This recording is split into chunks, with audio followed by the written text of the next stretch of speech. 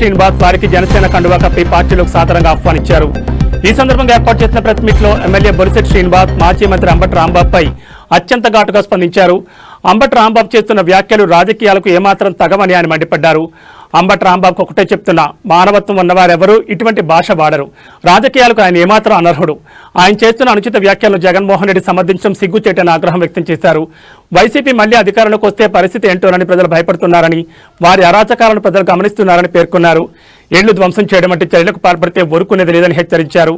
తిరుమల లడ్డూ ప్రసాదంలో కల్తీని వాడకంపై స్పందిస్తూ వైసీపీ పతనాన్ని దైవ నిర్ణయంగా అభివర్ణించారు. గతంలో 151 సీట్లు ఉన్న వైసీపీని 11 సీట్లకు పరిమితం చేసింది ఆ వెంకటేశ్వర స్వామి కాదా అని ప్రశ్నించారు. తప్పుడు పనులు చేసేందుకే వైసీపీ నాయకులు ఇప్పుడు చెట్టుకు ఒకరు, జైల్లో ఒకరు, విదేశాల్లో ఒకరుగా చెల్లాచెదురయ్యారని ఎద్దేవా చేశారు.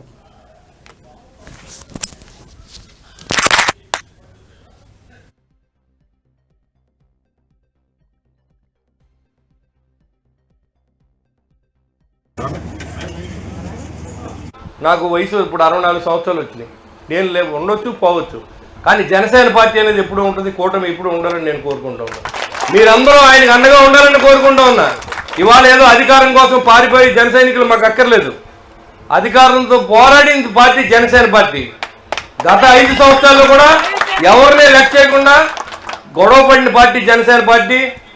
నిద్ర లేకుండా చేసిన జగన్మోహన్ రెడ్డి నిద్ర లేకుండా చేసిన పార్టీ జనసేన పార్టీ. జన సైనికులు వేరు మహిళని విషయాన్ని మీకు తెలియజేస్తూ ఉన్నా. కాబట్టి ఇలాంటి పార్టీ ఇంకో 100 సంవత్సరాలు ఉంటుంది. ఖచ్చితంగా మీరందరూ కూడా ఈ పార్టీని నేను లేకపోయినా వదలొద్దని కోరుతూ ఉన్నాను. ఎందుకంటే నేను పార్టీ వదిలేను, ప్రాణం వదిలేసి వెళ్ళినప్పుడు కూడా నా పార్టీకి జెండా కప్పుకుని పోతాను.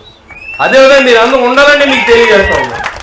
అంతేగాని వాళ్ళేదో అవసరం కోసం కార్యకర్తలు కానీ బీజేపీ కార్యకర్తలు కానీ నా జీవితం జాయిన్ అవ్వడానికి కూడా కారణాలు ఏంటంటే పవన్ కళ్యాణ్ గారు ఆయన గ్రామ స్వరాజ్యమే ఈ దేశానికి రక్ష అనే ఒక నినాదంతో ఆయన వెళ్తున్నారు.